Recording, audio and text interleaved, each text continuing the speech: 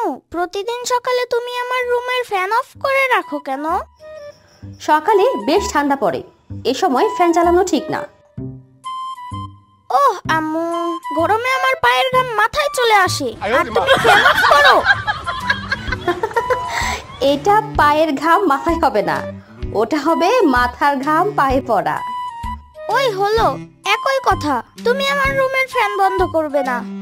আচ্ছা আচ্ছা বাবা, ভুল হয়েছে আমার, আমি তোমার রুমের ফ্যান অফ করব না। ওহ আম্মু, তুমি আবার আমার রুমের ফ্যান অফ করেছো। আম্মু ফ্যান চালাও বলছি। ফ্যান তো আম্মু বন্ধ করছি আমি। বন্ধ করছি আমি? নে চালিয়ে দিলাম। কেকশেলের মতন দাঁত বের করে হাসবি না বলে দিলাম। ও কেকশেল তাই না? নে তাহলে আবার ফ্যান বন্ধ করে দিলাম। সাম্বার বাচ্চা, ছাড়বো না তোকে, ফ্যান চালা বলছি। চালিয়ে নাও, তোমার রুমের ফ্যান চালিয়ে দিতে আমার ঠেকা পড়ছে। উফ কি গরম, ইচ্ছে করে ডিপ ফ্রিজে ঢুকে বসে থাকি। ইয়ামিন, হাত মুখ ধুয়ে তারপর আসো। ধুর আম্মু, তুমি কিছুই বুঝতে পারো না। ইয়ামিন, আমি তোমার হাত মুখ ধুয়ে আসতে বলেছি, এখানে বুঝতে না পারার কি আছে? আম্মু গরমে ঘেমে একেবারে স্নান হয়ে গেছে, তাহলে আর হাত মুখ ধুতে বাকি থাকলো কই? তুমি তো আস্তা নোংরা আছো ইয়ামিন, যাও কথা না বলে বাহিরে হাত মুখ ধুয়ে আসো। বুঝতে পারছি তুমি আর সাম্বা একই দলের, সব তোমাদের ষড়যন্ত্র। ধুর আর ভালো লাগে না। ধুর, এই পানিও তো আগুনের মতন গরম, ঠান্ডা হলে দোষ কি হতো? ওহো বুঝতে পেরেছি, এসব ওই মা আর সাম্বার ষড়যন্ত্র। নিশ্চয়ই আমাকে কষ্ট দেবে বলে ট্যাপে গরম জল। এ কি মামু, তোমাকে পানিতে চোবালো কে? কি যে বলো ইয়ামিন, আমাকে পানিতে চুবাবে এমন সাধ্য কারো আছে? তাহলে তুমি এমন ভিজে চুপচুপা হয়ে আছো কেন? নাকি তোমার মাথায় কেউ পানি ঢেলে দিয়েছে? ধুর ইয়ামিন, আমার মাথায় পানি ঢালতে যাবে কে? গরমে একেবারে ভিজে চুপচুপে হয়ে আছে, তাই হয়তো এমন দেখাচ্ছে। ও আচ্ছা, কিন্তু তুমি এই ঘামগুলো মুছছো না কেন? আছে আছে, কারণ আছে ইয়ামিন, আমি তো বিশ্ব রেকর্ড করতে যাচ্ছি। এই সাম্বা, এখানে কি করছিস? যা গিয়ে আমার রুমের ফ্যান বন্ধ করে আয়।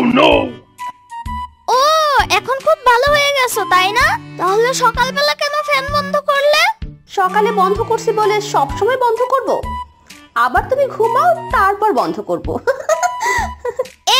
32 পাটি দাঁত বের করে অমনি হাসতে শুরু করেছে। শেষ কবে দাঁত ব্রাশ করছো মনে আছে? ইয়ামিনের বাচ্চা, আমি ব্রাশ করি না তাই না? আর তুমি যে দিনের পর দিন গোসল না করে কাটিয়ে দাও। উফ, তো একটু থামবি, তোদের জন্য আমার মরেও শান্তি নাই। শোন সাম্বা, আমি এখন থেকে আর গোসলই করব না, বুঝলি? গোসল করলে আর ঘাম হবে না তাই। কি শুনলে মা, গোসল করলে ঘামবে না, তাই নাকি ইয়ামিন গোসল করবে না?